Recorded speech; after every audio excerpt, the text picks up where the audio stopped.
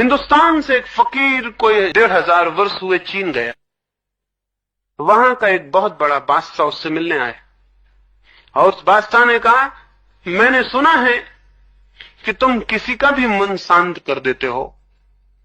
उस फकीर ने कहा कि बिल्कुल, यही हमारा धंधा है, लोगों का मन शांत कर देना। तुम्हें मन शांत करवाना है? तो बादशाह हैरान हुआ।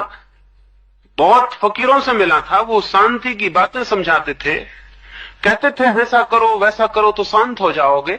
ये अजीब आदमी है, उसने कहा कि तुम्हें मन शांत करवाना है, अगर करवाना है तो सुबह 4 बजे आ जाओ, जरा जल्दी आ जाना, कोई दूसरे लोग ना आ जाएं, तो मैं तुम्हारा पहले ही शांत कर दूंगा। तो वो राजा संदिग्ध हुआ मन में कि ऐसी कोई आसान बात है क्या किसी का मन शांत कर देना? ये कोई मशीन है क्या कोई ठीक कर दे?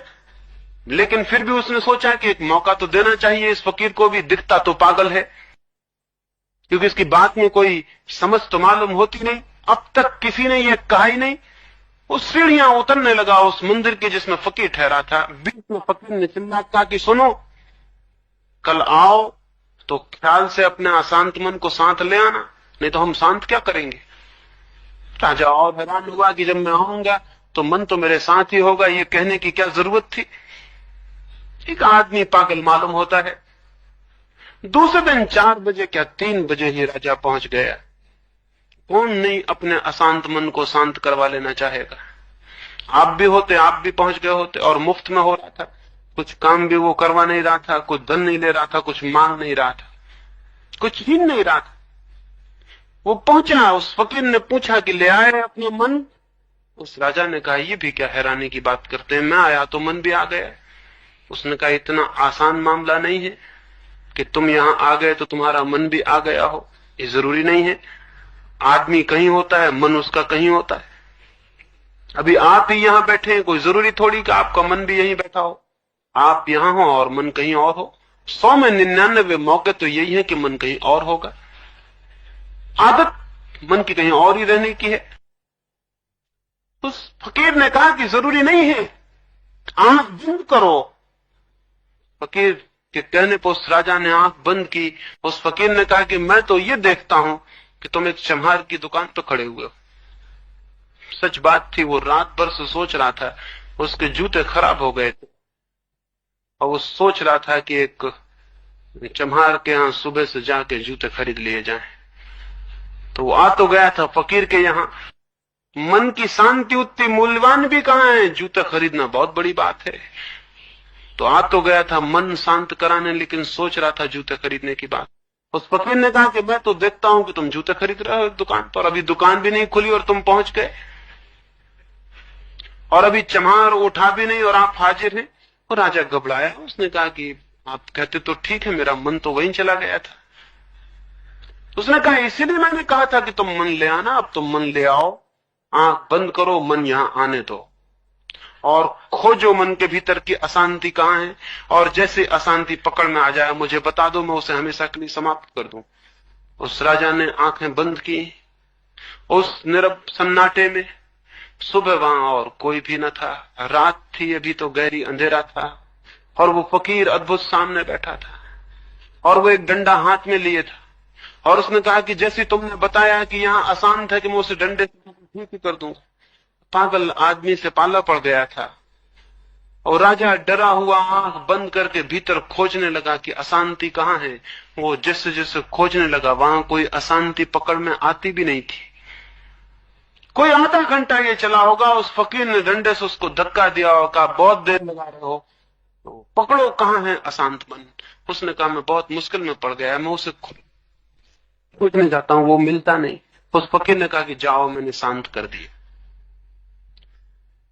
और तुम्हें सूत्र कह देता हूं, अशांति को खोजना, अशांति विलीन हो जाएगी। अभी तुम खोजते हो, मिलती नहीं।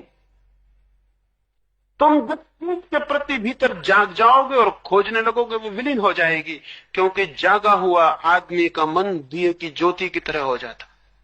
अगर आपके घर में अंधेरा हो और मैं आपसे कहूं एक दिया जला के खोजें कि अंधेरा कहां है, तो जिस कोने में आप दिया लेके जाएंगे वहीं से अंधेरा विलीन हो जाएगा। आप कभी दिया लेके अंधेरे को खोज नहीं सकते। अभी तक सूरज इतने दिनों से रोज सांझ सुबह डूबता निकलता है, खोज रहा है, अभी तक मिल नहीं पाया अंधेरे से। अभी तक सूरज खोज नहीं पाया कि अंधेरा कहां है। वो जहां मौजूद होता है वहीं अंधेरा विलीन हो जाता है। ज्ञान में अब तक कोई अंधेरा नहीं जाना है भीतर। खुली आंख भीतर कोई अंधेरा नहीं जानती, कोई पाप नहीं जानती। तो आंख खोलें और भीतर खोजें कि कहां है क्रोध। और जब क्रोध उठे तो उसका निरीक्षण करें, और जब वासना मन को पकड़े तो उसका निरीक्षण करें। देखें, खोजें, पहचानें, तो खुली आंखों को भीतर ले जाएं। हमारी आंखें सारी दुनिया को देखती हैं, पड़ोसी को देखती हैं, दूर दुनिया में रहने वाले आदमी को देखती, लेकिन खुद को देखने के लिए हमारी दो आंखें बिल्कुल काम में हम नहीं लाते। सारी दुनिया को देखना चाहते, सारी दुनिया के आलोचक बनना चाहते हैं। आलोचक का मतलब जिसने अपनी आंखें दूसरे पर जोर से जमा दी। लोचन का मतलब आंख होता है, आलोचक का मतलब होता है जोर से आंख किसी पर लगा दे। ऐसे आदमी को हम लुच्चा भी कहते। लुच्चे का भी मतलब ही होता है जो कोई जोर से किसी पे आंख गड़ा दे, उसको हम कहते हैं बहुत भद्दे ढंग से देख रहा है। आलोचक और लुच्चे एक जैसे ही होते हैं, कोई फर्क नहीं होता है। दूसरे को बहुत गौर से देखना एक और तरह का जीवन भी होता है। खुद को ही बहुत गौर से देखना। जितनी तीव्रता से हम खुद को देखने लगे और खुद के जीवन की वृत्तियों का निरीक्षण और खोज करने लगे, उतना ही आप हैरान हो जाएंगे। एक बहुत अद्भुत सूत्र का जन्म होगा। दिखाई पड़ेगा कि जैसे ही देखना शुरू किया, जो जो व्यर्थ था वो क्षीण होने लगा, जो जो सार्थक था वो उभरने लगा, जो जो विसंगीत था वो विदा होने लगा, जो जो संगीत था उसकी ध्वनियां आने लगी, जो जो दुर्गंध थी वो जाने लगी, जो जो सुगंध थी उसके फूल खिलने लगे। मनुष्य की आत्मा में बहुत है, बहुत। उसे हम बाहर से भरना चाहते हैं, हम पागल हैं। इसलिए वो कभी बाहर से भर नहीं सकती। भर सकती है भीतर से, लेकिन भीतर अभी बीज पड़े हैं। उन बीजों को अगर हम फूल बना सकें तो भीतर एक बगिया बन जाए और भीतर सब भर जाए। लेकिन उन बीजों को हम फूल नहीं बना पाएंगे, क्योंकि जिसने कभी अपने भीतर जाके देखा भी ना हो, वो अपने भीतर के बीजों को कैसे खोजेगा?